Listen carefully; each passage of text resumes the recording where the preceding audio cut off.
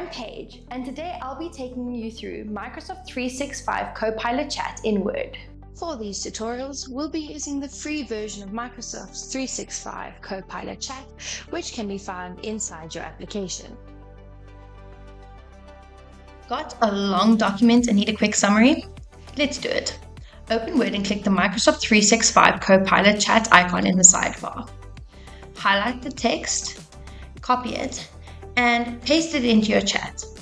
And at the bottom add, summarize this document into an executive summary with key points.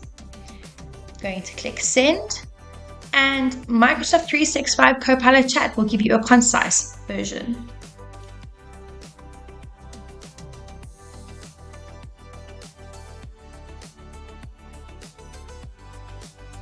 If you like it, copy and paste it at the top of your document or even into your report.